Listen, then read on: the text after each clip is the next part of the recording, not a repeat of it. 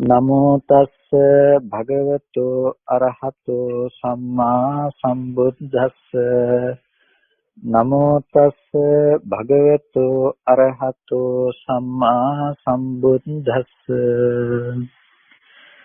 ශ්‍රද්ධා සම්පන්න කාරුණික පින්නතුනි හැම කෙනෙක්ම උතුම් සද්ධර්ම ශ්‍රවණයට සූදානම් වන මොහොත අද දවසේදී International Center for Theravada Buddhism යනුවෙන් ඕස්ට්‍රේලියාවේ ආරම්භ කරන්නට යෙදුණු ඒ සංවිධානයේ මගින් අද දේශනාව මේ විදිහට සංවිධානය කරලා ආරාධනා කරන්නට යෙදුනේ හැම කෙනෙක්ම සම්බන්ධ වෙන්නේ ඒ දේශනාව සඳහා විශේෂයෙන්ම අද දවසේදී ඒ දේශනාවේ මූලික ආරම්භක දවස බලාපොරොත්තු වෙනවා සෑම මාසයකම ඒ බදාදා දිනයක මේ දේශනා මාලාව සිද්ධ කරගෙන යන්නට මාසිකව කෙරෙන වැඩසටහනක් හැටියට දෙවන බදාදා දිනේදී දේශනාව සිද්ධ කරගෙන යන්නට. එතකොට අද දවසේදී ඒකේ මූලික ආරම්භයක් හැටියටයි මේ දේශනාව සිද්ධ කරන්නේ. ඉදිරියේදී ඒක දේශනා මාලාවක් විදිහට කාටත් ධර්ම අවබෝධය සලසාගත හැකි පරිදි ඒ බොහෝ දිනකට අවශ්‍ය වන දහම් පරයයක් ඔස්සේ ඒ කරුණු කාරණා පිළිබඳව අප විමසා බැලීමට විවිධ මාතෘකා ඔස්සේ කරුණු කාරණා විමසා බැලීමට අප කටයුතු කරනවා.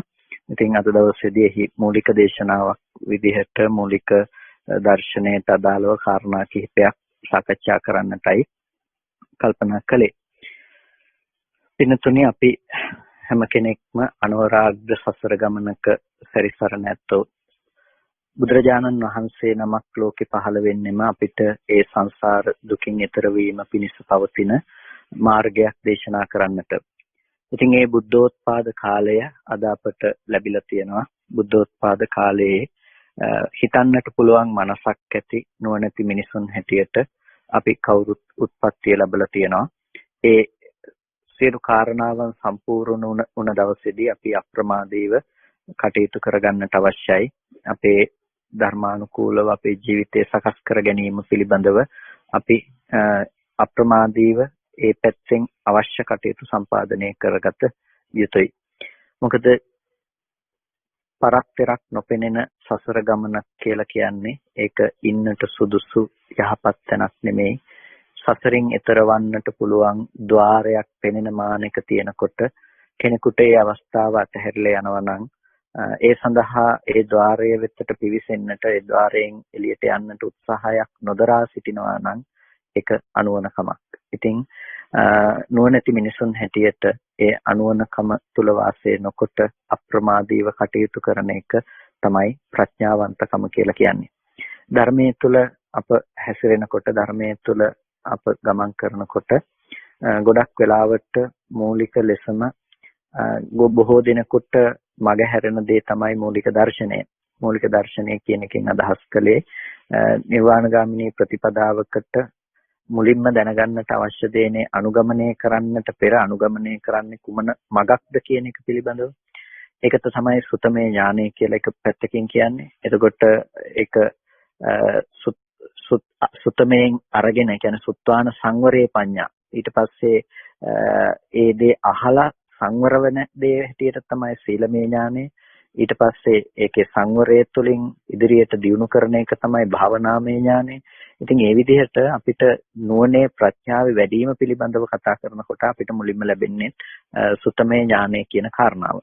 ඉතින් ඒ සුතමේ ඥානය තුළින් ලැබෙන්නේ ධර්මයේ පිළිබඳව පවත්නා මූලික දර්ශනය. ඒ කියන්නේ මේ තුල කතා කරන්නේ අපි ආයුත්තේ කුමන තැනකටද ඒකට යෑම සඳහා අපි අනුගමනය කළ යුතු මාර්ගය වන්නේ කුමක්ද කියන කාරණාව තමයි එතනදී මූලිකවම කතා බහට ලක් කරන්නේ. ඉතින් ඒ කාරණාව ඔස්සේ අපි කරුණු කාරණා ටිකක් විමසා බලනකොට අපිට බොහොම වටිනා සූත්‍ර දේශනා කිහිපයක් දකින්නට පුළුවන්කම තිබෙනවා.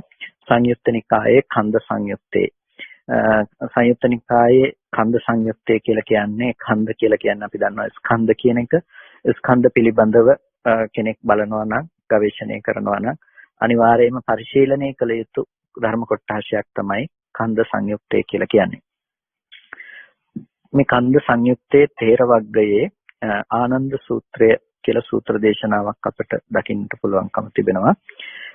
එක කාලයකදී ආනන්ද තෙරුන් වහන්සේ සවැත් නුවර ජේතවනාරාමේ වැඩ ඉන්නකොට භික්ෂුන් වහන්සේලාට ආමන්ත්‍රණය කරලා ආනන්ද තෙරුන් වහන්සේ භික්ෂුන් වහන්සේලාට මේ දේශනා කරනවා.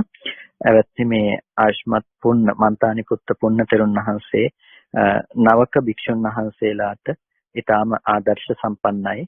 අලුත පැවිදි වුණ ස්වාමීන් වහන්සේලාට පුන්න තෙරුන් වහන්සේ බොහොම ධර්ම අවවාද වලින් උපකාර කරනවා.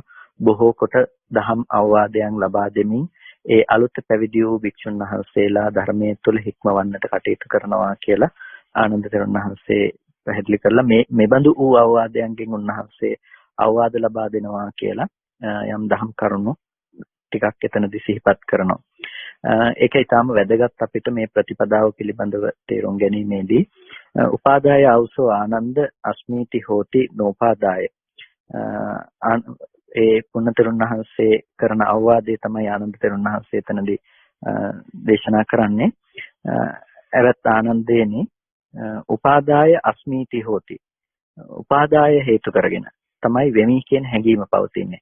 ඒකට අපි දන්නවා උපාදාය කියනකොට මොකද්ද උපාදාය කියන්නේ කියලා. ඒකට සතර මහා ධාතු සහ සතර මහා ධාතු නිසා පවත්නා රූප කියනකොට අපි ඒ රූප හඳුන්වනවා උපාදාය රූප කියලා.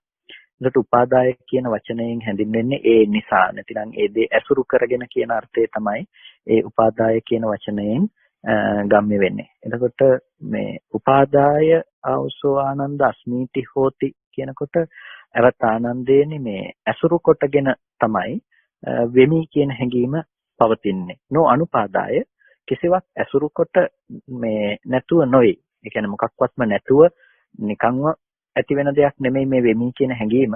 වෙමි කියන හැඟීම පවතින්නේ යම් කිසි දෙයක් ඇසුරු කරගෙන. කිංච උපාදාය අස්මීති හොති. මොකක් මේ ඇසුරු කරගෙනද මේ වෙමි කියන හැඟීම පවතින්නේ. එතකොට රූපං උපාදාය අස්මීති හොති නෝ අනුපාදාය. රූපය ඇසුරු කොට තමයි වෙමි කියන හැඟීම පවතින්නේ. නෝ අනුපාදාය ඒ රූපය මේ උපාදාන කරගෙන රූප ඇසුරු කරගෙන නෙවෙයි කියලා කියන්න පුළුවන් කමක් නැත්තේ. නෑ. එතකොට රූපය ඇසුරු කොට පවත්නා අදහසක් තමයි ඒ වෙමි කියන අදහස. යම් කිසි කෙනෙකුට වෙමි කියන අදහස පවතිනවා නම් මේ වෙමි කියන අදහස පවතින්නේ රූපය ඇසුරු කරගෙන. රූපය නැතිව කිසිම ආකාරයකින් වෙමි කියන හැඟීමක් කෙනෙකුට පවතින්නට පුළුවන් කමක් නැත්තේ නැහැ. වෙමි කියලා කියන්නේ දැන් මම කියලා කියන්නේ අපි අස්මිමානය කියලා වචනයෙන් හඳුන්වනවා. ඒක මානය. එතකොට ඒ වෙමි කියන හැඟීම තමා ඉන්නවා කියන බව තමන්ට දැනෙන්නේ කුමක් ඇසුරු කරගෙනද? ඒ තමන් ඉන්නවා කියන බව තමන්ට දැනෙන්නේ පින්නතුනේ රූපය ඇසුරු කරගෙන ප්‍රධාන වශයෙන්ම. එතකොට රූපය ඇසුරු කරගෙන කියලා කියන්නේ රූපය කියනකොට ඇහැට පෙනෙන රූප, කනට ඇහෙන ශබ්ද, නාසයට දැනෙන ගන්ධ, දිවට දැනෙන රස, ඊට පස්සේ කයට දැනෙන ස්පර්ශ, මේ හැම දෙයක්ම ඇතුළත්. ඇහැට රූපයක් පේනකොට ඒ පෙනෙන රූපය දකින්න කෙනා ඒක පිළිබඳව හිතන දැනගන්න කෙනා මේ පැත්තේ ඉන්නවා. ශබ්දයක් ඇහෙනකොට ඒ ඇහෙන ශබ්දයේ පිළිබඳව හිතන කෙනා, ඒ ශබ්දයේ පිළිබඳව දැනගන්න කෙනා මේ පැත්තේ ඉන්නවා. ඒ වගේම ගන්ධයක් පිළිබඳව දැනගන්න කෙනා, රසයේ ස්පර්ශයේ පිළිබඳව විඳින්න, ඒ පිළිබඳව දැනගන්න කෙනා මේ පැත්තේ ඉන්නවා. එතකොට අන්න ඒ දේවල් එළියේ තියෙනවා කියලා හිතනකොට ඒ දේවල් දකින්න කෙනා මේ පැත්තේ නිර්මාණය වෙනවා. ඒ නිසා තමයි ඒක රූපය ඇසුරු කරගෙන තමයි මේ වෙමි කියන හැඟීම යම් තැනක පවතින්නේ. රූපේ නැතිනම් මෙතන වෙමි කියන හැඟීම පවතින ඉඩක් නැහැ. එතකොට ඒ රූපය ඇසුරු කරගෙන වෙමි කියන හැඟීම එතනදී පවතිනවා. නෝ අනුපාදාය එය ඇසුරු කරගෙන නොපවතිනවා කියලා කියන්න පුළුවන් කමක් නැත්තේ නැහැ. එතකොට අපිට ඊට පස්සේ තවදුරටත් පැහැදිලි කරලා දෙනවා වේදනා උපාදාය අස්මීති හෝති. මේ වේදනාව ඇසුරු කරගෙන තමයි වෙමි කියන හැඟීම පවතින්නේ. නෝ අනුපාදාය නොනිසා නෙමෙයි. ඒ කියන්නේ වේදනාව ඇසුරු නොකොටගෙන පවතිනවා හැම නෙමෙයි. වෙමි කියන හැඟීම පවතින්නේ වේදනාව කියන දේ ඇසුරු කරගෙන. එතකොට වේදනාව කියනකොට අපි විඳින බව. අපි කොමක්ද විඳින්නේ? අපි සැප වශයෙන් විඳිනවා, දුක් වශයෙන් විඳිනවා, උපේක්ෂා වශයෙන් විඳිනවා. එතකොට මේ දේවල් අරඹය අපිට විඳීම කියන දේ අපිට දැක ගන්න පුළුවන්කම තියෙනවා. එතකොට මේ විඳීම කියන දේ නිසා තමයි අපිට මම කියන දේ හම්බ වෙන්නේ. යම් තැනක විඳීම නැත්නම් එතන මමත්වයේ පවතින්නට ඉඩක් ඇත්තේ නැහැ. විඳීම නිසා තමයි මමත්වයේ පවතින්නේ. ඒකට කෙනෙකුට හිතෙන්න පුළුවන් දැන් ඉස්සෙල්ලා රූපේ නිසා කියලා කිව්වා, මේ වේදනාව නිසා කියලා කිව්වා. ඒකට රූපේ කියන දේත් වෙනතුනේ අපිට හම්බ වෙන්නේ ඒ රූපේ පිළිබඳව යම් විඳීමක් තියෙන නිසා තමයි. රූපය කියන දේ අපිට හඳුනා ගන්න පුළුවන්කම තිබෙන්නේ ඒ රූපය අනුරූපව අපි ඇති කරගන්න වේදනාවක් නිසානේ. ඒ වේදනාව කියන දේ උපදින්නේ නැතිනම් අපිට ඒ පිළිබඳ සංඥාවක් උපදින්න පුළුවන්, සංඥාවක් තියෙන පුළුවන් කමක් නැත්තේ නේ. ඒකට සංඥාවක් නැත්තේ නැතිනම් ඒ පිළිබඳ හිතීමක් තියෙන පුළුවන් කමක් නැත්තේ නේ. ඒකට වේදනා සංඥා සංස්කාරයන්ගේ පැවැත්මක් නැතිනම් ඒ දේ පවතින බවට අපිට දෙයක් තියෙන්න පුළුවන් කමක් නැත්තේ නේ. ඒ නිසා මේක තියෙන්නේ මේ උපාදාය ඇසුරු කරගෙන තමයි. ඒකට ඒකට මේ රූපයත් ඇසුරු වෙනවා වගේම වේදනාවත් ඇසුරු කරගෙන තමයි අස්මි නැතිනම් වෙමි කියන හැඟීම පවතින්නේ. ඊට පස්සේ සංඥාවත් ඇසුරු කරගෙන සංඥාවත් නිසා තමයි වෙමි කියන හැඟීම පවතින්නේ. ඒකට කියනවා සංඥං ආවසෝ ආනන්ද අස්මීති හෝති. එතකොට මේ සංඥාව කියන දේ ඇසුරු කරගෙන, සංඥාව කියන දේ උපාදාය කරගෙන තමයි මේ දේ පවතින්නේ. එතකොට සංස්කාරය කියන දේත් ඒ විදිහටමයි. එතකොට ඒ සංඛාරයේ උපාදාය අවසෝ ආනන්ද අස්මීති හෝති. සංස්කාරයේ උපාදාය වශයෙන්ගෙන සංස්කාරය ඇසුරු කොට තමයි වෙමි කියන හැඟීම පවතින්නේ. ඊට පස්සේ විඥානං උපාදාය, විඥානය ඇසුරු කරගෙන තමයි මේ වෙමි කියන හැඟීම පවතින්නේ. ඒකට උදාහරණයක්, බොහොම අපූර්ව උදාහරණයක් දක්වනවා. සයථාපි අවසෝ ආනන්ද ඉත්තිවා පුරිසෝවා දහරෝ යුවා මණ්ඩන ජාතිකෝ. යම් කිසි විදියකින් ආනන්ද මේ ස්ත්‍රියක් හෝ පුරුෂයෙක් හෝ බොහොම තරුණ කෙනෙක් මණ්ඩන ජාතිකෝ සැරසෙන්නට කැමති තරුණයෙක් හෝ තරුණියක් ආදාසේවා පරිසුද්ධේ පරියෝදාතේ අච්චේවා උදකපත්තේ. යම් කිසි දෙයකින් පිරිසිදු දිය බඳුනක හෝ පිරිසිදු පැහැදිලි කණ්ණාඩියක හරි සකම් මුඛ නිමිත්තම් පච්චවෙක්කමානෝ. තමන්ගේ මුව නිමිත්ත ප්‍රත්‍යවේක්ෂා කරනකොට, තමන්ගේ මූණ බලනකොට, ඒ තමන්ගේ මූණ බලන කෙනා උපාදාය පස්සෙය නෝ අනුපාදාය. උපාදාය කරගෙන තමයි බලන්නේ. නෝ අනුපාදාය. අනුපාදායව නෙමෙයි. එතකොට ඒ දේ ඇසුරු කරගෙන තමයි තමන්ව දැක බලාගන්නේ. කියන්නේ රූපය ඇසුරු කරගෙන, නැතිනම් ආදාසය, කණ්ණාඩිය, එහෙමත් නැතිනම් දියබඳුන ඇසුරු කරගෙන තමයි තමන්ගේ මූණ බලාගන්නේ. නෝ අනුපාදාය. ඒක නොනිසා නෙමෙයි. ඒ කියන්නේ කවුරුත් කිව්වොත් එහෙම නෑ කණ්ණාඩියෙන් නෙමෙයි දැක්කේ කියලා එහෙම කියන්න පුළුවන් කමක් නෑ. ඒ ඇසුරු කරගෙන තමයි තමන්ව දැක්කේ. කණ්ණාඩිය ප්‍රතිබිම්බය කියන දේ තුළ තමන්ව දැක්කේ ඒ ඇසුරු කරගෙන. ඒතකොට ජල බඳුන කියන දේෙන් තමන්ව දකින්නේ ඒ ඇසුරු කරගෙන. ඒකට හැම වෙලාවකදීම අපිට තමන්ව ගොඩ නැගිලා තියෙනවා. ඒතකොට තමන්ව ගොඩ නැගෙන්නේ ඒ ආකාරයට ඒ තමන් දකින විදිහටනේ. දැන් අපි උදාහරණයක් හැටියට කිව්වොත් පෙනීම කියන දේ යම් පරිදිද තමන් එබඳුම කෙනෙක් බවටනේ පත් වෙන්නේ. පෙනීම හෝ ඇසීම ආදී ඒ ඉන්ද්‍රිය සංජානනයේ යම් මට්ටමකින්ද වෙන්නේ. ඒ හැම තැනකම ගොඩනැගෙන දේ තමන් ඒ මට්ටමින් තමයි තමන්ව ගොඩනැගීම සිද්ධ වෙන්නේ. දැන් ත්‍රිසංගත සතෙකුට පෙනෙන්නේ යම් විදියකටද ඔහුට ත්‍රිසංගත සත්ව භාවයේ ඒ තුලින්ම ඇති වෙනවා. දෙවියෙකුට පෙනෙන්නේ යම්සේද ඒ දෙවියට විඳින වින්දන ලෝකය හා සමග තමයි ඔහුට තමාව නිෂ්පාදනය වෙලා තියෙන්නේ. මිනිස්සෙක් විඳින්නේ යම් විදිහකටද ඒ නිසා තමයි ඔහුට තමන් කියන බව ඒ දේවල් ඇසුරු කරගෙන තමයි තමන් කියන බව තමන්ට ගොඩ නැගෙන්නේ. ඒ නිසා අපිට හැම වෙලාවකදීම තමන් කියන බව වෙමි කියන හැඟීම තමන්ට පවතිනවා නම් ඒ පවතින්නේ නිසා ඒ දෙයක් ඇසුරු කරගෙන. කුමක් ඇසුරු කරගෙනද? අර රූප ශබ්ද ගන්ධ රස ස්පර්ශ කියන මේ රූපේට අයිති දේවල් ටික, ඒ වගේම එතන ඇතිවන වේදනාව තියෙනවා නම් වේදනාව ඇසුරු කරගෙන, එතන පවත්නා සංඥාව තියෙනවා නම් මේ සංඥාව ඇසුරු කරගෙන, එතන පවත්නා සංස්කාරයක් තියෙනවා නම් මේ සංස්කාරය ඇසුරු කරගෙන, විඥානයක් තියෙනවා නම් විඥානය ඇසුරු කරගෙන තමයි එතන මේ වෙමි කියන හැඟීම පවතින්නේ. එතකොට මේ වෙමි කියන හැඟීම පවතින මේ ධර්මතා ටික අපිට හොඳට නුවණින් සම්මර්ෂණය කළොත් කෙනෙක්, ඒ කියන්නේ දැන් මම ඉන්නවා කියලා එතකොට අපිට හම්බෙලා තියෙන අපි දැක්කා වෙන කිසිම තැනක නෙමේ මමත්වය කියන දේ පවත්වන්න පුළුවන්කම තියෙන්නේ බාහිරව පේන ආයතන ටිකත් එක්ක කියලා. ඒ ආයතන ටික නැතුව කොයිම වෙලාවකවත් මම කියන දෙයක් පනවන්නට පුළුවන් කමක් නැත්තේ. නෑ ආයතන ටික ඇති කල්හිම තමයි මම කියන එක පනවන්න පුළුවන්කම ලැබුණේ. ආයතන ටික ඇති කල්ලි කියන එකෙන් හැදින්නේ දැන් දකින්න රූපේ තියෙනවා නම් රූපය තියෙන බවට ගත්ත කෙනාට රූපය දකින්නා මේ පැත්තේ නිර්මාණය වෙනවා.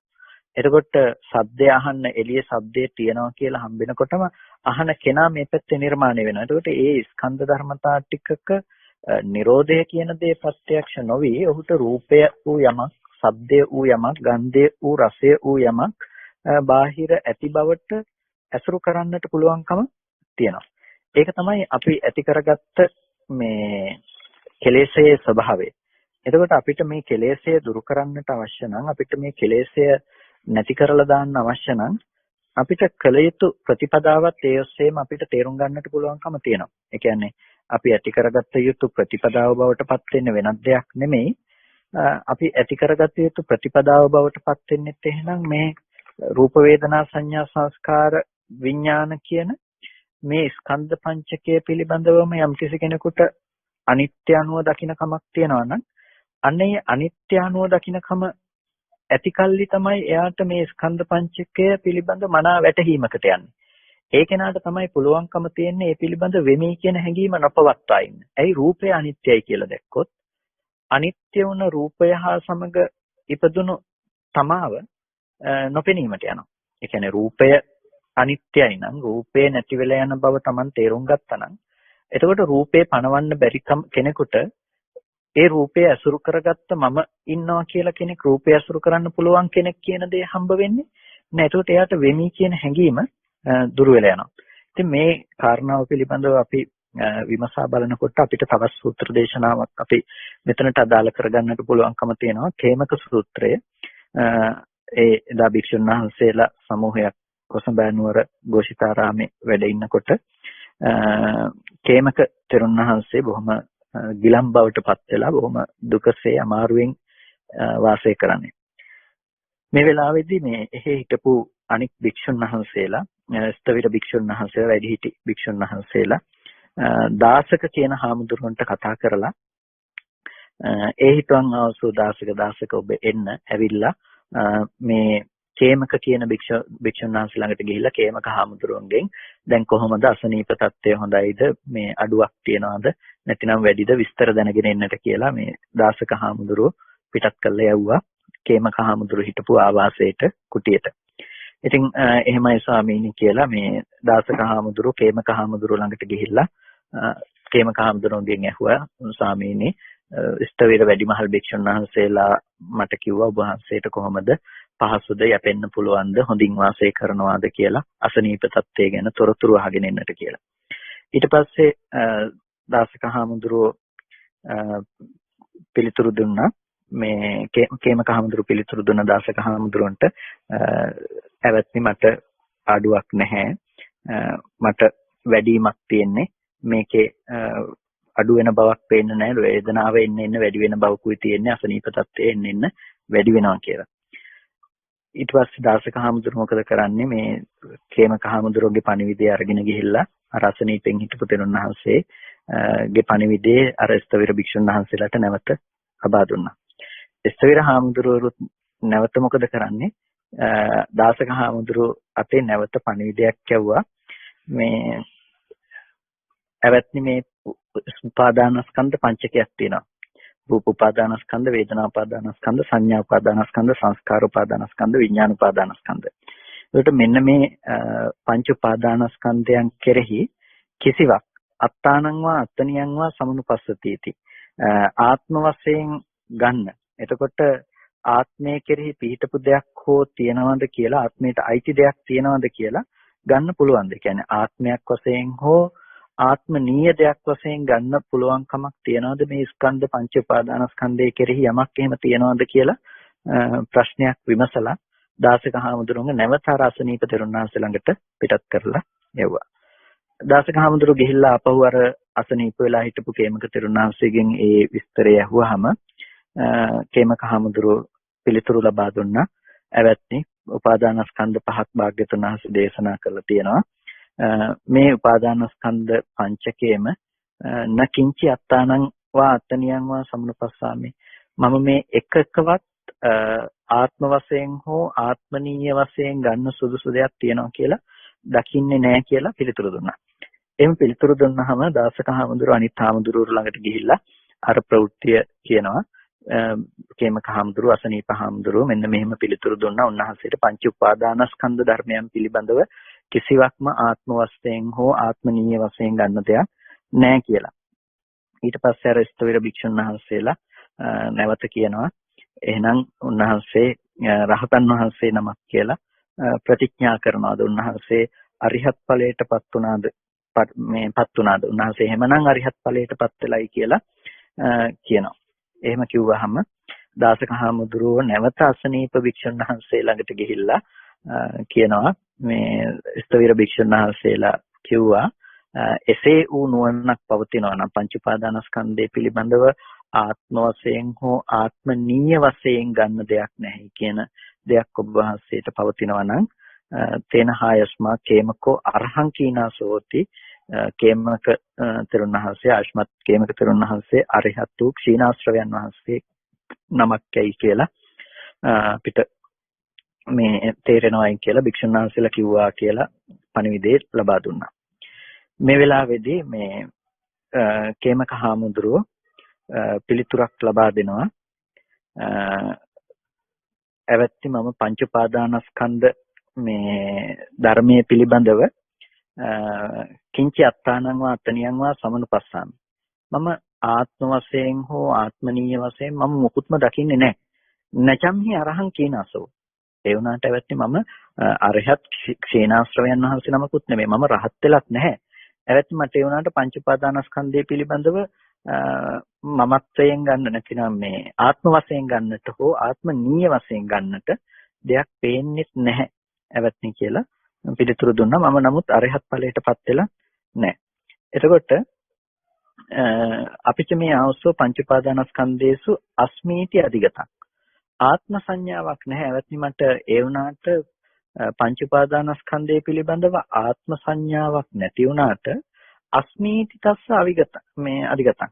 ඒ කියන්නේ වෙමි කියන පැවැත්ම පිළිබඳව මම අවබෝධ කළා. පංච උපාදානස්කන්ධය පිළිබඳව තියෙන වෙමි කියන පැවැත්ම පිළිබඳව මම අධිගතං අවබෝධ කළා.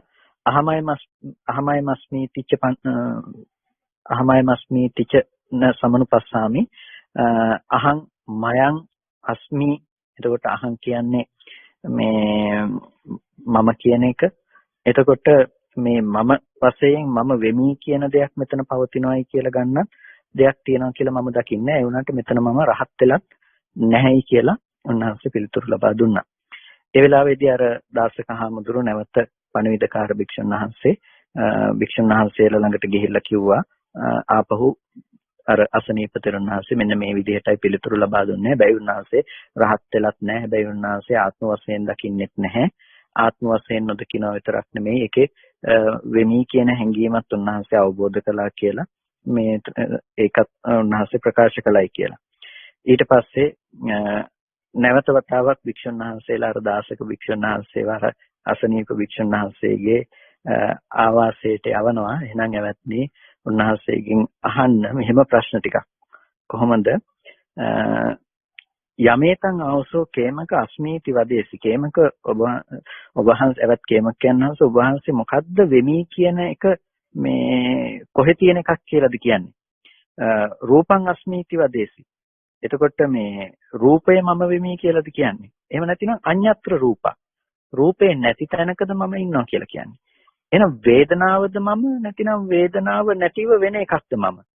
සංඥාවද මම සංඥාව නැතුව වෙන එකක්ද මම? සංස්කාරයේද මම සංස්කාරය නැතුව වෙන එකක්ද මම?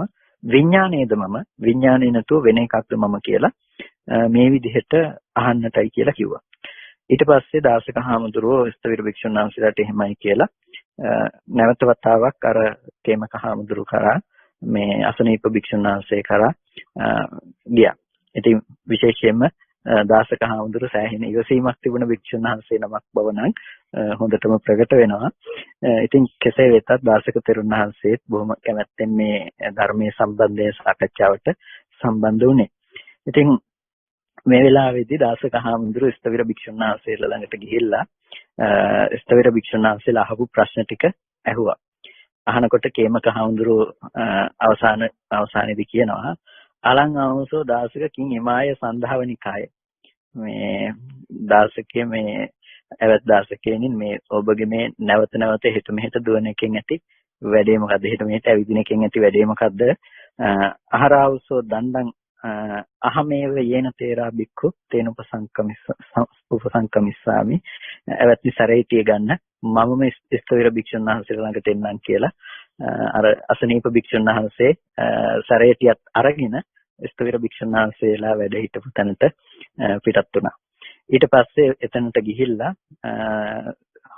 යහපත් ලෙස සිහි කටයුතු කතා කරලා ධර්ම කතාවට එළඹුණා.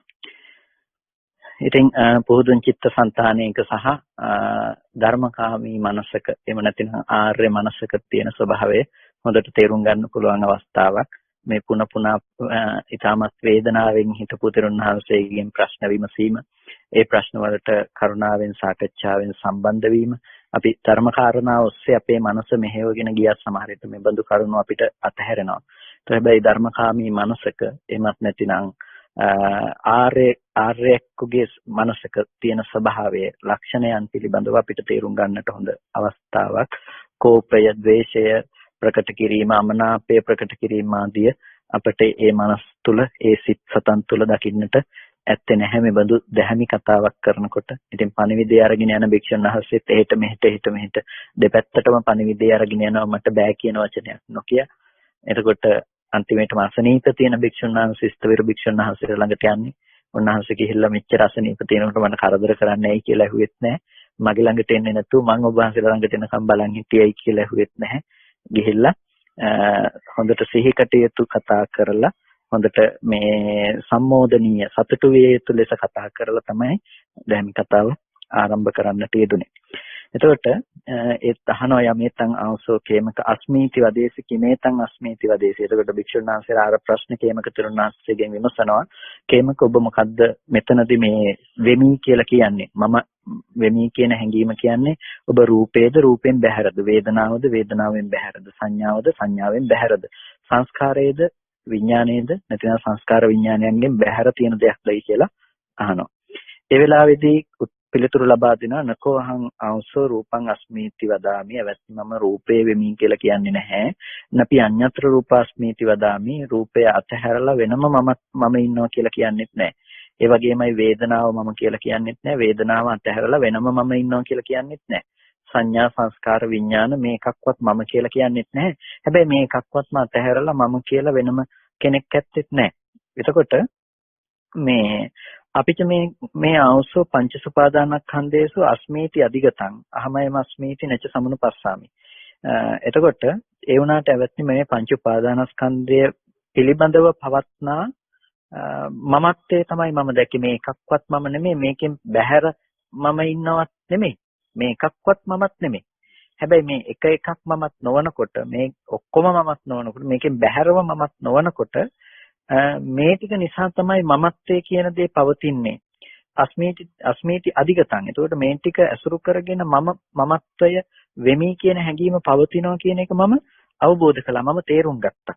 එතකොට ඒ නිසා මම අහමයිම අස්මීතිච නච සමනුපස්සාමි. මම මේක මම කියලා දකින්නේ නෑ. මගේ කියලා දකින්නේ නෑ මේක ඇතුලේ දෙයක් කියලා.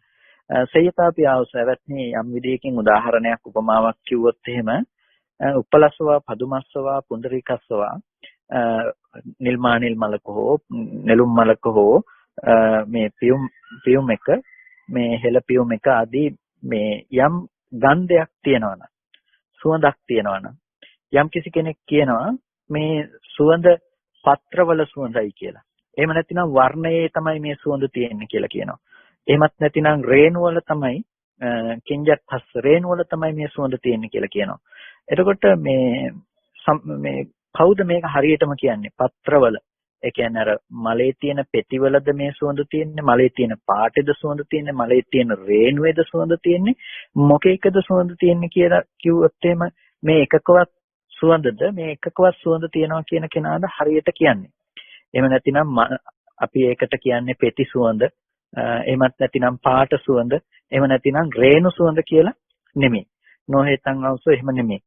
යථාගතම් පනවසෝ සම්මා ව්‍යාකරමානෝ ව්‍යාකරේ. එහෙනම් ඇවැත්නි කොහොමද මනවින් කියන කෙනෙක් කියන්නේ? පුප්පස්ස ගන්ධෝතිකෝ අවසෝ. එතකොට ඒකට කියන්නේ මල් පෙතිවල සුවඳ කියලා. ඒකට කියන්නේ පාටි සුවඳ කියලා. ඒකට කියන්නේ රේණු සුවඳ කියලා. ඒකට කියන්නේ නෙළුම් මල් සුවඳ කියලා. නැතිනම් ඒක මලේ සුවඳ මිසක පෙත්තේ සුවඳ නෙමෙයි. ඒක පාටි සුවඳ නෙමෙයි. ඒක රේණු වල සුවඳ නෙමෙයි. ඒක මලේ සුවඳ. එතකොට මෙන්න මේ විදිහට තමයි ඒ පිළිබඳව මනවින් කියන කෙනෙක් හඳුන්වන්නේ. ඒව මේව කෝහං ආවසෝ ඇවැත්නි යන්නේ ඒ විදිහටම න රූපං අස්මීති වදාමි. මම රූපය මමයි කියලා කියන්නේ නැහැ.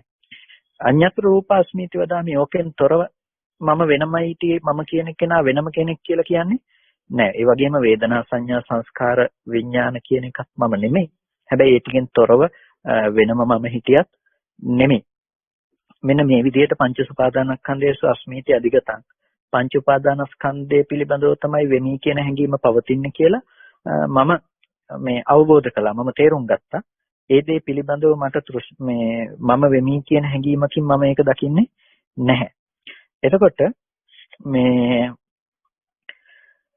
ඊට පස්සේ නැවත කියන ඇවැත්නි ආර්ය ශ්‍රාවකයාට පංචෝරම් භාගීය සංයෝජන ටික එතන ප්‍රහීන වෙලා තියෙනවා නම් පංචෝරම් භාගීය සංයෝජන කියලා කියන්නේ සක්කාය දිට්ඨි විචිකිච්ඡා සීලබ්බත පරාමාස කාමරාග පටිග කියන මේ සංයෝජන පහ යම් කිසි කෙනෙකුට ප්‍රහීන වෙලා තියෙනවා නම් භවන්ති අත්තකවාස හෝතියව පංචපාදානස්කන්ධේසු අනුසහගතෝ අස්මීති මානෝ.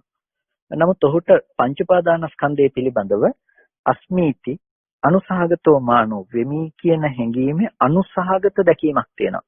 ඒක එළඹ සිටිලා ආත්ම භාව සංඛ්‍යාත දෙකකින් පනවන්නේ නැහැ. හැබැයි වෙමි කියන හැඟීම තියෙනවා. අස්මීති ඡන්தோ වෙමි කියන හැඟීමත් එක්ක ගිය කැමැත්තක් තියෙනවා. අස්මීති අනුසයෝ වෙමි කියන දෙත් එක්ක ගිය අනුසයක් තියෙනවා. අසමෝහතෝ ඒ ධර්මයේ දුරු වෙලා නැහැ. එතකොට සෝ අපරේණ සමේන එකනා පස්සේ කාලෙදී පංච උපාදානස්කන්ධ ධර්මයන් පිළිබඳව උදේවැය දකිමින් වාසය කරනවා. මේ රූපේ හට ගැනීම, මේ රූපේ අස්තංගමය, මේ වේදනාවේ හට ගැනීම, මේ වේදනාවේ අස්තංගමයයි කියලා දකිමින් උදේවැය අනුව දර්ශනය කරනවා. එතකොට ඒ උදේවැය දර්ශනය සිද්ධ කරන කෙනාට අනුසහගත වූ අර වෙමි කියන හැඟීමත් දුරු වෙලා යනවා.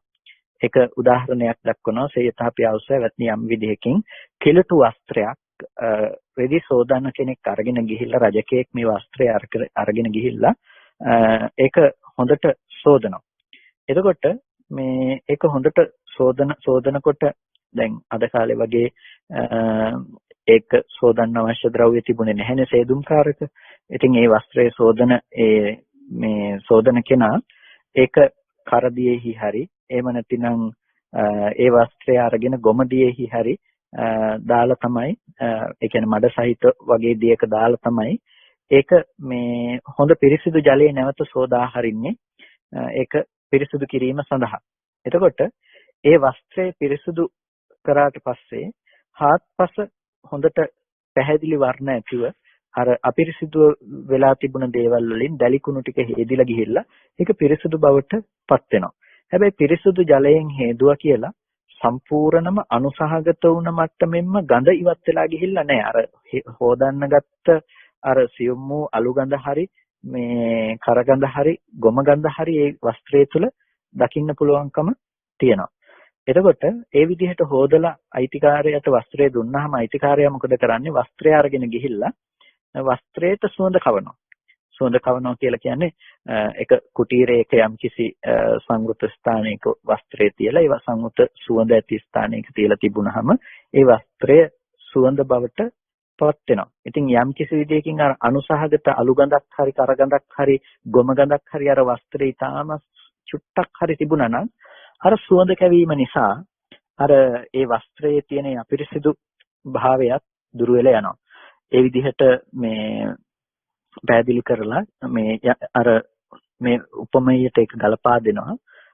අනුසහගත වූ යම්කිසි මට්ටමකින් පංච උපාදානස්කන්ධය කෙරෙහි වෙමි කියන හැඟීමක් තිබුණා නම් පංචෝරම් භාගීය සංයෝජන වලින් දැඩි කෙලෙස් සහගත ආත්ම දෘෂ්ටි සංඛ්‍යාත ආදී දේවල් දුරු කළා දාපු කෙනෙකුට පංච උපාදානස්කන්ධ ධර්මයේ කෙරෙහි කෙටි අනුසහගත වෙමි කියන හැඟීමක් තිබුණා නම් අන්න ඒ අනුසහගත කෙලෙසය, අනුසහගත මානය, අනුසහගත ඡන්දය අර විදිහට පුන පුනා පංච උපාදානස්කන්ධය කෙරෙහිම උදේවැය අනුව බලනකොට ඒ කෙනාට ඒකද ගෙවීමට යනවා.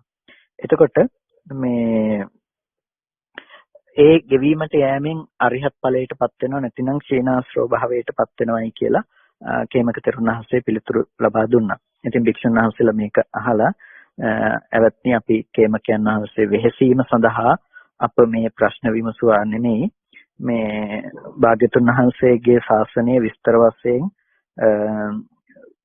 දක්වන්නට ධර්මය බෙදලා කියන්නට පුළුවන් දක්ෂ බවක් පිහිටවන්නට දක්ෂ බවක් තියෙන නිසා මේක මේ අපි විමසුවේ. ඉතින් එවත් ආශ්මත් කේමකයන්ට මේක දේශනා කරන්නට පුළුවන් පිහිටවන්නට පුළුවන්කම තිබෙනවා.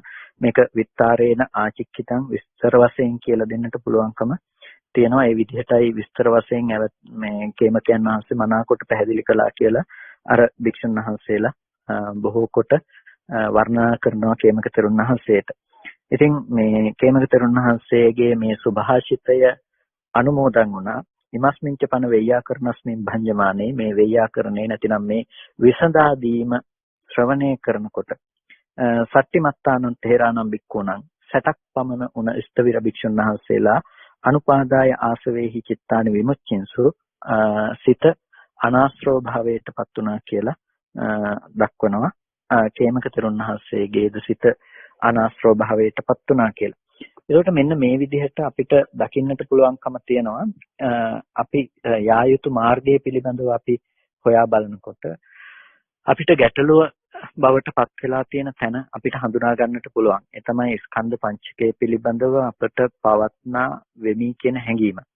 එතකොට වෙමි කියන හැඟීම අනුසහගත මට්ටමකින් සියුම්ම පිහිටා සිටින මට්ටමකුත් තියෙනවා. වෙමි කියන හැඟීම දෘෂ්ටි සහගත මට්ටමකින් පිහිටා සිටින මට්ටමකුත් තියෙනවා. ඒ දෘෂ්ටි සහගත මට්ටමක පිහිටා තිබෙන බව තමයි ආත්මවාදය හා ප්‍රතිසංයුක්තව යන්නේ. ඒ කියන්නේ උද්දම් භාගීය සංයෝජන මට්ටමකට නොවි ඕරම් භාගීය සංයෝජන මට්ටමින් වෙමි කියන හැඟීම හා යන මට්ටමේ දෙයක් තියෙනවා නම් අන්න ඒ මට්ටමේ වෙමි කියන හැඟීම හා අනුව යන දේ තමයි ආත්ම භාව සංඛ්‍යාතයි කියලා කිව්වේ. එතකොට ඒ ඉන්න කෙනාම පුද්ගලයෙක් ලෙස තමයි කල්පනා කරන්නේ. ඒ ඉන්න කෙනාම තමයි ඒ විදිහට ආත්මයක් පුද්ගලයෙක් ලෙස කල්පනා කරන්නේ. එතකොට ඒ කියන්නේ සාමාන්‍යයෙන් පුහුදුන් චිත්තසංතානයක තියෙන මනෝභාවය ස්වභාවය තමයි එතනදී ඒ කල්පනා ඒකෙන් පැහැදිලි කරන්නේ. අපිට එතකොට පැහැදිලි වෙනවා දැන් අපි මම කියලා හිතනකොටම අපිට ඒ මමත්වය කියන දේ ප්‍රකට වෙන්නේ අංගපච්ඡංග සමන්නාගත මේ රූපය ඇතුලේ. එතකොට ඒ කෙනෙක් එක දිගට ජීවත් වෙන පුද්ගලයෙක් අපිට හම්බ වෙනවා. එතකොට ඒ ඉන්න කෙනා තමයි සුදු කර්ම හෝ කළු කර්ම සිද්ධ කරගෙන මේ යන්නේ. කියන්නේ හොඳ නරක කර්ම රැස් කර ගැනීමක් සිද්ධ කරන්නේ ඒ ඉන්න පුද්ගලයා තමයි. එතකොට අපිට අද ඔය පුද්ගලයා ඔය විදිහට හම්බෙන තැන පිළිබඳව අපි නුවණින් ප්‍රත්‍යවේක්ෂාවක් කළ යුතු වෙනවා. කොතනද අපිට ඔය මම නැතිනම් ඔය ඉන්න කෙනා, ඔය ඉන්න පුද්ගලයා හම්බ වෙන්නේ කියලා. ඒක ගවේෂණය කරගෙන යනකොට පිනතුනේ ඔහුට හම්බෙන පළවෙනි දේ තමයි රූපය කියන එක.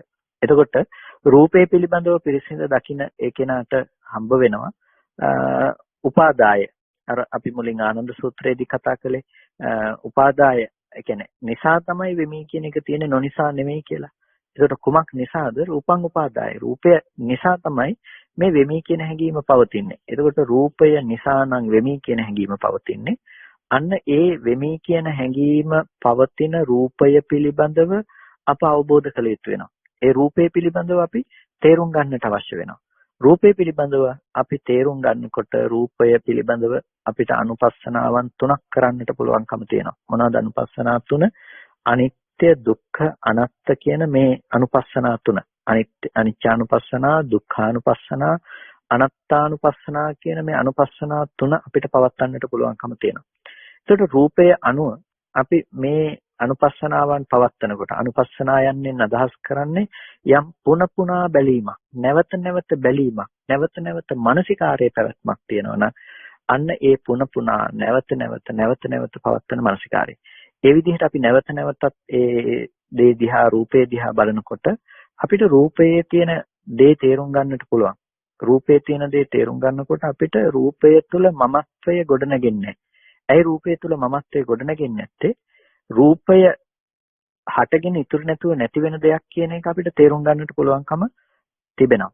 එතකොට දැන් අපි උදාහරණයක් ඇටියට කන්ද සංයුත්තේම දැක්වෙන උපාදාන පරිවර්තන වගේ සූත්‍රයක් අරගෙන බැලුවොත් උපාදාන පරිවර්තන සූත්‍රයේදී බුදුරජාණන් වහන්සේ දේශනා කරනවා දැන් චතු පරිවර්තයක් පිළිබඳව රූපේ පිළිබඳව චතු පරිවර්තයක්. ඒ කියන්නේ හතර ආකාරයකින් අපිට රූපේ පිළිබඳව තේරුම් ගන්නට පුළුවන්කම තිබෙනවා. මොනවාද හතර ආකාරය? රූපේ පිළිබඳව අපි දැනගන්නවා. ඒ වගේම රූප සමුදය පිළිබඳව දන්නවා. ඒ වගේම රූප නිරෝධය පිළිබඳව දන්නවා. රූප නිරෝධගාමිනී ප්‍රතිපදාව පිළිබඳව දන්නවා. එතකොට රූපේ පිළිබඳව රූප සමුදය, රූප නිරෝධය, රූප නිරෝධගාමිනී ප්‍රතිපදාව. මේක තමයි රූපය ගැන හරියටම අවබෝධ කරන කෙනෙක් අවබෝධ කරගන්නට ඕනේ කාරණා හතර. ඒ කියන්නේ රූපය ඇති උනේ කොහොමද කියන එකත්, රූපේ නිරුද්ධ වෙන්නේ කොහොමද කියන එකත්, රූප නිරෝධගාමිනී ප්‍රතිපදාව කියන එකත්.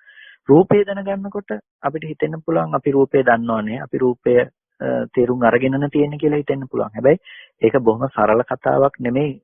රූපම් පජානාති කියලා කියන්නේ රූපය දැනගන්නවා කියලා කියන්නේ. රූපය දැනගන්නවා කියලා කියනකොට එතනදී රූපය මොකද්ද? චත්තාරෝච මහ භූතා චතුර්ණංච මහ භූතානං උපාදාය රූපං. සතර මහා ධාතුවත් සතර මහා ධාතුව නිසා පවත්නා උපාදාය රූපය. ඒක තමයි රූපය කියලා කියන්නේ. එහෙම නැතුව රූපය කියනකොට ඔබට මතක් වෙන්න පුළුවන් කමක් නැහැ. ඔබ අවට තියෙන ගෙවල් දොරවල් යාන වාහන සත්වය පුද්ගලයෝ ඔය දේවල් රූපය කියන මට්ටමින් ඔබට සිහිපත් වෙන්න පුළුවන් කමක් නැත්තේ නැහැ. එතකොට ඒක රූපය කියලා කියනවා නෙමෙයි. රූපස්කන්ධය කියනකොට ඒ සතර මහා ධාතුව සහ සතර මහා ධාතුව නිසා පවත්නා උපාදාය රූපේ. සතර මහා ධාතුව සහ සතර මහා ධාතුව නිසා පවත්නා උපාදාය රූපේ කියන එක ඇතුලේ ඔබට කැමති රූප අකමැති රූප ඒ දේවල් දකින්න පුළුවන් කමක් නැහැ. ඒකයි ඉස්සෙල්ලම රූපේ තේරුම් ගන්නට අවශ්‍යයි. රූපේ කියලා කියන්නේ මෙන්න මෙබඳු ආකාරයේ පැවැත්මක්. එතකොට අර විදර්ශනා කරන්න යන කෙනෙකුත් නුවණින් සම්මර්ෂණය කරන්න හදන කෙනෙකුටත් විදර්ශනා කරන්න ගොඩාක් දේවල් නැහැනේ. ඔහුට හම්බ වෙන්නේ රූපේ පිළිබඳව. රූපේ පිළිබඳව හම්බ වෙනකොට එයාට හම්බෙන්නේ එක රූපයයි. එක රූපයයි කියලා කියන්නේ ආයතනයකට ඇසුරු වෙන රූපස්කන්ධය පිළිබඳව. එතකොට අම්මා ගැනත් විදර්ශනා කරනවා, දරුවා ගැනත් විදර්ශනා කරනවා, ගෙදර ගැනත් විදර්ශනා කරනවා කියලා එකින් එකට අමුතුවෙන් මානසිකාරයේ පවත්වාගෙන යෑමක් කරන්න අවශ්‍ය වෙලා නැහැ. එතනදී ඔහුට පුළුවන්කම තිබිලා තියෙනවා රූපය පිළිබඳව හරියට තේරුම් ගන්න තැනකින් මනස වඩන්න. ඒ කියන්නේ හිත දියුණු කරන්න. එතකොට රූපය පිළිබඳව තේරුම් ගන්නකොට ඒකේ නා තේරුම් ගන්නවා ඉති රූපම් මේක තමයි රූපය කියලා කියන්නේ මේ සතර මහා ධාතු සහ උපාදාය රූපේ. එතකොට සතර මහා ධාතුව නිසා ඇසුරු කරගෙන පවත්නා රූපේ. එතකොට මොකක් නිසාද රූපය හටගත්තේ? අන්න එහෙම බලනකොට උට පේනවා ආහාර සමුදය රූප සමුදය. ආහාරය නිසා තමයි රූපය කියන දේ හටගත්තේ. ආහාරය නැතුව රූපය හටගන්නේ නැහැ. ආහාරය කියනකොට ප්‍රධාන වශයෙන්ම කබලින්කාර ආහාරය. රූපය හටගන්නට හේතුව. එතකොට කබලින්කාර ආහාරය නැතිනම් රූපය කියන දේ පේන්නේ නැහැ. එතකොට කබලින්කාර ආහාරය කොහොමද රූපය හටගන්න හේතුවක් වෙන්නේ? විමසලා බලනකොට මොකද්ද කබලින්කාර ආහාරය කියන්නේ? අපි දන්නවා කබලින්කාර ආහාරය කියන්නේ කැබලි වශයෙන් අපි ඇපීම සඳහා ගන්න මේ කන බොන බත් පාන් කව්පි මුං ඇට ආදී මේ දේ තමයි කන බොන ආහාරයයි කියලා කියන්නේ. එතකොට මේ ආහාරය නිසා කොහොමද රූපය හැදෙන්නේ? ඕජට්ටමකං රූප කලාපං ආහාර තීති ආහාරෝනේ. ඕජාවට වෙනකොට ඇති රූප කලාප ගෙන විද්දෙන නිසා තමයි ඒකට ආහාරය කියලා කියන්නේ. කන බොන බත් පාන් කව්පි මුං ඇට ටික නිසා මේ සැකසෙන්නේ පඨවි ආපෝ තේජෝ වායෝ කියන ධර්මතා ටිකත් ඒ ටික ඇසුරු කරගෙන පවතින වර්ණ ගන්ධ රස ඕජා කියන ටිකත්. එතකොට ආහාරය අනාත්ම ධර්මයක්. කන බොන ආහාරය ආත්ම නෙමෙයිනේ. සත්‍යය නෙමෙයිනේ, පුද්ගලය නෙමෙයිනේ ආහාරය අනාත්මයි. ආහාරය අනාත්මයි නම් අනාත්ම ආහාරය නිසා ආත්ම හැදෙන්න බෑනේ. ඒකට අනාත්ම ආහාරය නිසා හැදෙන්නේ අනාත්ම ධර්මයක්මයි. මොනවද අනාත්ම ධර්ම හැදෙන්නේ? පඨවි ආපෝ තේජෝ වායෝ කියන සතර මහා ධාතුවත් සතර මහා ධාතුව නිසා පවතින උපාදාය රූපයක් සැකසෙන්න තමයි ආහාරය උපකාර කරන්නේ. ඒකයි එතනදී ඕජාව කියන කාරණාව ප්‍රධාන කරලා කතා කරන්නේ. ඕජාව කියන දේ තමයි ගෙනවිත් දෙන්නේ. එතකොට ඒ ආහාරයේ ඕජාමය සාරය නිසා මේක සැකසෙනවා. එතකොට මෙන්න මේ විදිහට ඕජට්ටමක රූප කලාප ගෙනල්ලා දෙන බව තමයි ආහාරයේ ලක්ෂණය. කබලින්කාර ආහාරය. ඒකට කබලින්කාර ආහාරය කොහොමද ප්‍රත්‍ය වෙන්නේ? දැන් ඔබ ඉදිරිපසින් මේසේ තියනවා නම් දැන් දුරකථනයේ තිබෙනවා නම් කොහොමද ඔබට ඒ රූපයට නැතිනම් එතන පේනන රූපයට ආහාර රූපේ කොහොමද උපකාර කරන්නේ? ඒක කොහොමද ආහාර ප්‍රත්‍ය වෙන්නේ? වෙනතුනේ ඒකට ආහාර ප්‍රත්‍යක් බවට පත් වෙන්නේ දැන් කන බොන ආහාරයෙන් ඒ ෆෝන් එක හැදුනේ කන බොන ආහාරයෙන් කියන නිසා නෙමෙයි. ඔබට ඒ දේ දකින්න පුළුවන්කම ලැබුණේ නැතිනම් ඒ රූපායතනයේ ඔබට පෙනුනේ කන බොන ආහාර ප්‍රත්‍යයෙන් ඇහැ චක්කු ප්‍රසාදය හදපු නිසා. චක්කු ප්‍රසාදේ නැත්තම් ඔබට එතන රූපේ පනවන්න පුළුවන් කමක් නැහැ. එතකොට ප්‍රසාදයේ තිබෙන තැනක තමයි එතන රූපේ පැනවීම සිද්ධ කරන්නේ. ප්‍රසාදේ නැතිනම් එතන වර්ණ රූපේ කියන දේ පනවන්න පුළුවන් කමක් නැත්තේ නැහැ. එතකොට ඒ චක්කු ප්‍රසාද රූපේ අනිවාර්යයෙන්ම තියෙන්නට අවශ්‍යයි. එතකොට දැන් රූපය පේන බව කතා කරනවා නම් අනිවාර්යයෙන්ම කතා කරන්න වෙන්නේ ප්‍රසාද රූපයේ උපදින තැනක. ඒ නිසා තමයි ප්‍රසාද රූපය තමයි කබලින්කාර ආහාර ප්‍රත්‍යයෙන් උපදින්නේ. එතකොට ප්‍රසාද රූපය කියන දේ පෙනෙන්නේ බාහිර රූපයක් ගැටුණොත්. අන්න එහෙනම් ඔබට පෙනෙන හැම රූප සටහනකටම හේතුව ආහාර ප්‍රත්‍යය. හදිස්සිය ආහාරයෙන් ප්‍රසාදේ උපදින්නේ නැතුව කියත්. ආහාර ප්‍රත්‍යයෙන් ප්‍රසාදේ උපදින බව ටිකෙන් ටික අඩු වෙලා යනකොට අපි කියන ඇහැ පේන්නේ නැතුව යනවා කියලා. කන බොන ආහාර ප්‍රත්‍යයෙන් ඇහැ පැත්තේ තියෙන රූප කලාප උපදවන්නේ නැති වෙනකොට අපි කියනවා ඇහැ පේන්නේ නැතුව යනවා කියලා ටික ටික. එතකොට ආහාරයේ දුර්වල වුණොත් එයාගේ ඉන්ද්‍රිය සංජානනය ටික ටික දුර්වල වෙනවා. මොකද ප්‍රසාද රූප ඉපදීම කියන දේ අඩු වෙලා යන නිසා. එතකොට ප්‍රසාද රූප සැකසෙන්නේ යම් විදියකටද ඒ විදියට එයාට රූපය ඇසුරු කරගන්න පුළුවන්කම තිබෙනවා. අන්න ඒ හේතුව නිසා තමයි ආහාර සමුදය රූප සමුදය කියලා කිව්වේ. ආහාර සමුදයෙන් තමයි රූප සමුදය සිද්ධ වෙන්නේ. එතකොට ආහාරයත් අනාත්මයි. ආහාර සමුදය නිසා පෙනෙන රූපයාත්ම වෙන්න පුළුවන් කමක් නැහැ. එහෙනම් ඒ රූපයත් අනාත්මයි. මොකද ආහාරය නැති වෙනකොට ඒ රූපේ නැති වෙනවා. ඒ නිසා ආහාර සමුදයෙන් රූප සමුදය වෙනවා වගේම ආහාර නිරෝධයෙන් රූප නිරෝධය. I don't know any other ways to do this. So just skip it.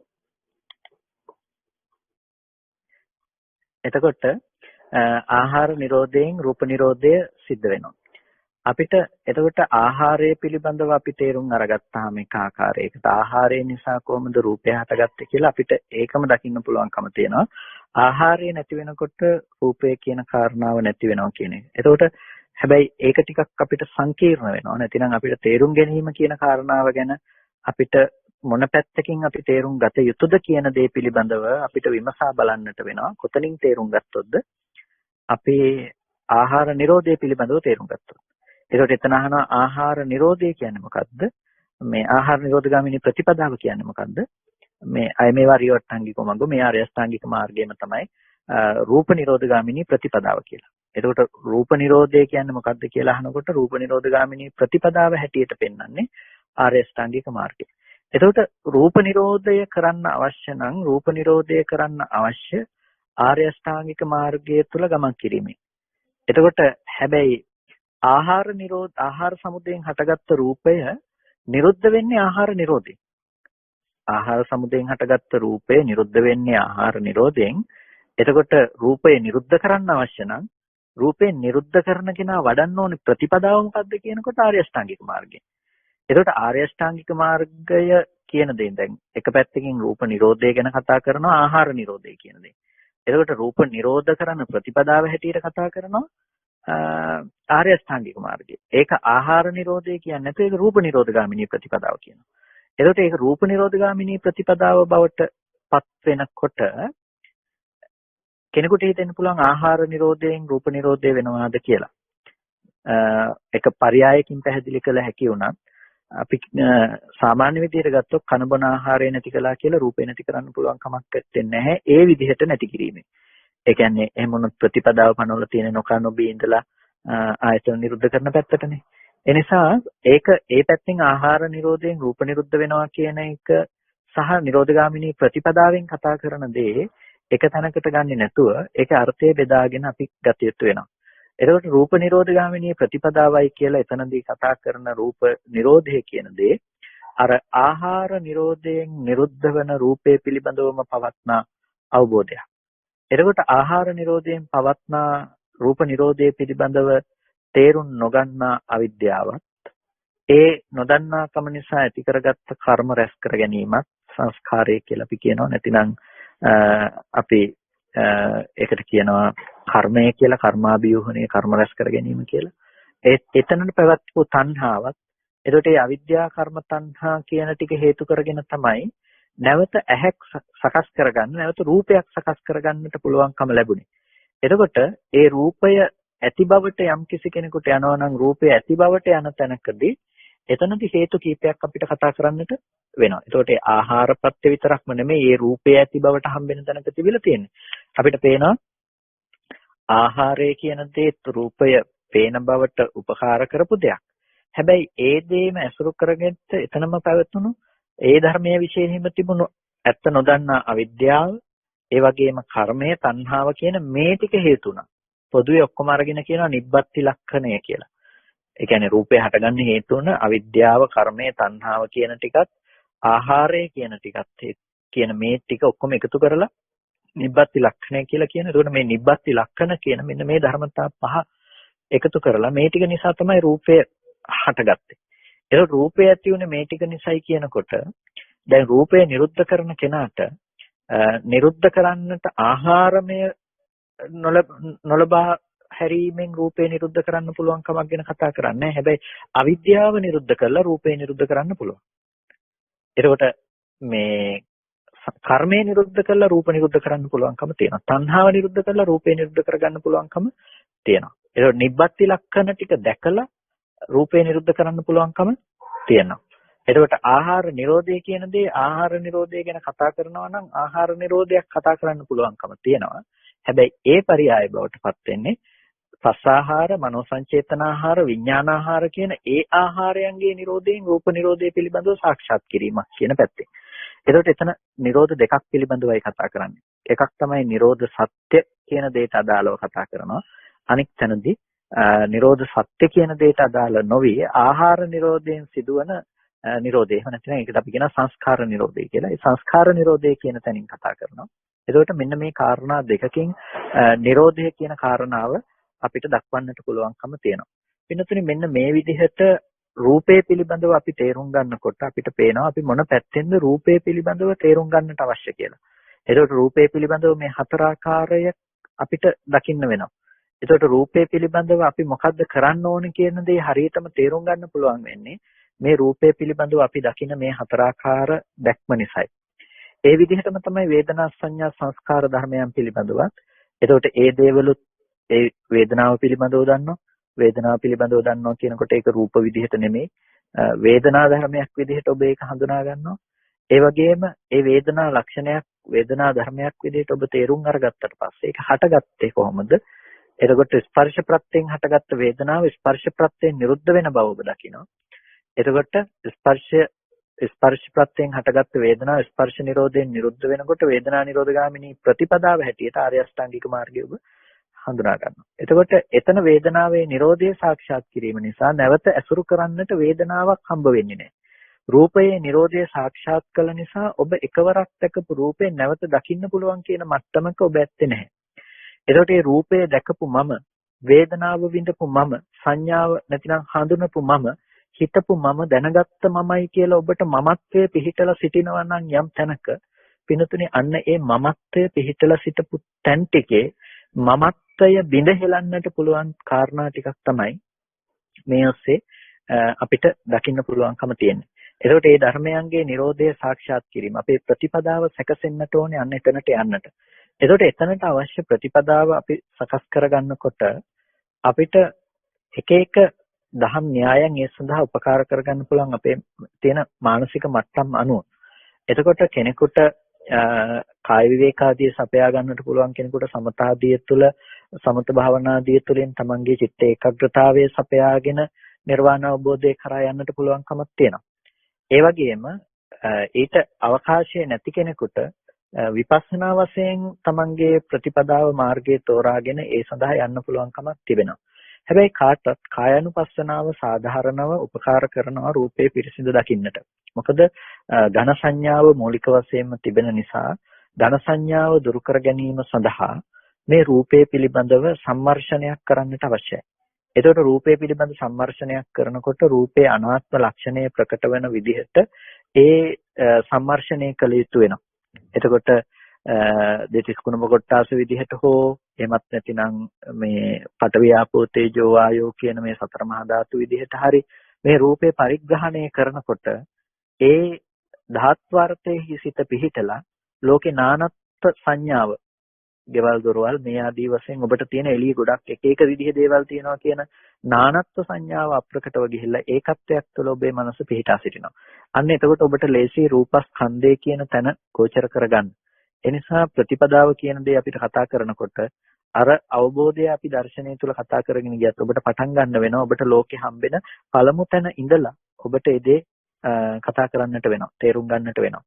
අන්න ඒ විදිහට තේරුම් ගන්නට ගියොත් ඔබට පුළුවන් ඒ නිදීම කියන දේ, නිවීම කියන දේ ලබා ගන්නට. එතකොට මූලික වශයෙන්ම අපි දන්නවා අපි යන්නේ කොතනටද කියලා. අපි යන්නේ අර ආනන්ද සූත්‍රයේදී අපි ඒ කියන්නේ සාකච්ඡාව ආරම්භ කළ ආනන්ද සූත්‍රයේදී අපි කතා කළා වගේම නිසා පවත්නා මමත්වයේ කුමක් නිසාද? රූපේ නිසා පවත්නා වේදනා සංඥා සංඛාර විඥාන කියන දේ නිසා පවත්නා මමත්වය කියන දේ දුරු කරන්න. එතකොට මේ මම කියන දේ ස්කන්ධ ටික නෙමෙයි. හැබැයි ස්කන්ධ ටික නැතුව තිබ්බ දෙයක්ුත් නෙමෙයි. එතකොට මේ ස්කන්ධ ටික අණුව සැකසුණු දෙයක්. එතකොට මේක නිරුද්ධ කරන්න නම් අපිට සිද්ධ කරන්න වෙන දේ තමයි මේක නැති කරන්නට නම් අපිට ස්කන්ධ ධර්මයන් පිළිබඳ අවබෝධයක් ඇති කර ගැනීම. අන්නේ ස්කන්ධ ධර්මයන් පිළිබඳව අවබෝධයක් අපිට ඇති කර ගන්නට වෙනවා.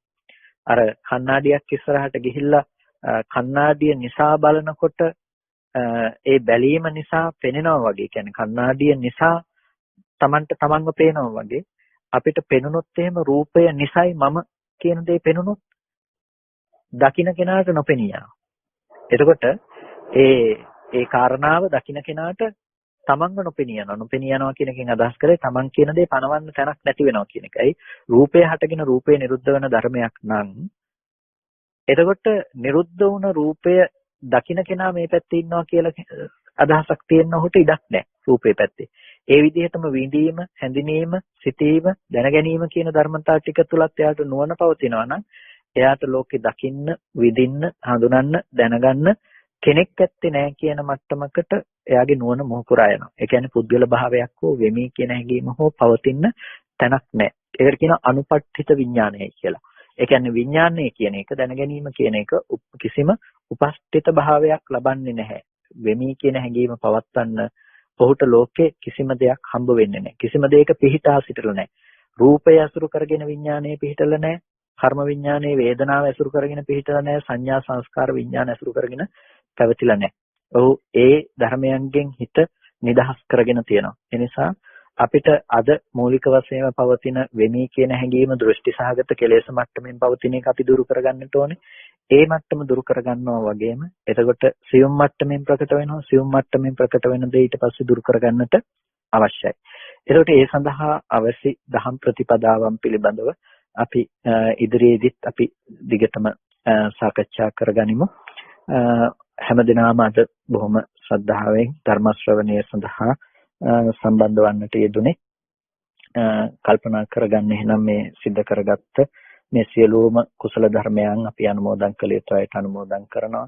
පළමුවෙන් අපට අර්ථයෙන් ධර්මයෙන් අනුශාසනා කළ අපේ ධර්මාචාර්ය අවසරයි මාංකඩොළ සුදස්සන ස්වාමීන් වහන්සේට, අවසරයි මාංකඩොළ නන්දරත්න ස්වාමීන් වහන්සේට, ස්වාමීන් වහන්සේලා දෙනමතම උතුම් නිවනින් සැනසීම පිණිස මේ කුසලය හේතු පාරමිතාවක්ම වේවා කියලා ප්‍රාර්ථනා කරනවා. ඒ වගේම මේ සියලුම කුසල ධර්මයන් මේ ස්ථාන දුග්ගහිතාදී සිල් දේවගණ සමූහයාට අපි අනුමෝදන් කරනවා. දෙවියෝ මේ පින් සතුටින් සාදුනාදෙන් අනුමෝදන් වනු ලබත්වා. දෙවියන්ට මේ පින් උතුම් නිවනින් සැනසීම පිණිස හේතු පාරමිතාවක්ම වේවා කියලා සාදු කියලා දෙවියන්ටත් පින් අනුමෝදන් කරමු. ඒ වගේම ධර්ම ශ්‍රවණය කළ ඔබ සෑම සියලු දෙනා නමින් මේ පරලෝකීය ඥාතීන්ටත් අපි පුණ්‍ය අනුමෝදනා කරනවා. සියලුම ඥාතීන් මේ පින් සතුටින් සාදුනාදයෙන් අනුමෝදන් වනු ලබත්තා. හැම දිනාටම උතුම් නිවනින් සැනසෙන්නට මේ කුසලය හේතු පාරමිතාවක්ම වේවා කියලා ඒ අයටත් අපි පින් අනුමෝදන් කරමු. ඒ වගේම අද දවසේදී මේ දේශනාව සංවිධානය කරලා ඒ ධර්ම ශ්‍රවණය කරන්නට අවශ්‍ය කටයුතු සිදු කරපු International Center for Theravada Buddhism සංවිධානයේ ඒ සියලුම පින්වත් පිරිසට අපි විශේෂයෙන්ම පුණ්‍ය අනුමෝදනා කරනවා. ඒ වගේම ඒ පින්වත් පිරිසට වගේම මේ සඳහා අවශ්‍ය කටයුතු සම්පාදනය සිදු කරපු අපේ රසික මහත්මයාටත් අපි පුණ්‍යානුමෝදනා කරනවා මේ අවශ්‍ය සියලු කටයුතු අනිත් අයගේ පහසුව සඳහා සම්පාදනය කරලා දීම වෙනුවෙන්. ඒ වගේම අපේ පින්වත් මහත්මයෙක් රෝගාතුරව වාසය කරනවා. එතුමාටත් අපි පුණ්‍යානුමෝදනා කරනවා. මාලින්ද දිසානායක මහත්මයාටත් නිදුක් නිරෝගී සුවපත් භව චිරජීවනයේ සැලසේවා කියලා. පින්වත් ඔබ සෑම සියලු දෙනාටත් මේ විදිහට සිද්ධ කරගත්ත මේ සියලුම කුසල ධර්මයන් තම තමන්ගේ ජීවිතවලට යහපත් අවවාදයක් දෙසේ ලබාගෙන උතුම් නිර්වාණගාමිනී ප්‍රතිපදාව පූර්ණේ කර ගැනීමටත් ඒ වගේම කායික මානසික සැනසෙල්ල උදා කරගෙන මේ ජීවිතයේදී උතුම් නිවනින් සැනසෙන්නටත් මේ කුසලයේ හේතු පාරමිතාවක්ම වේවා කියලා සාදු කියලා හැමදිනාම පින් අනුමෝදන් වන්න හැමදිනාටම තෙරුවන් සරණයි.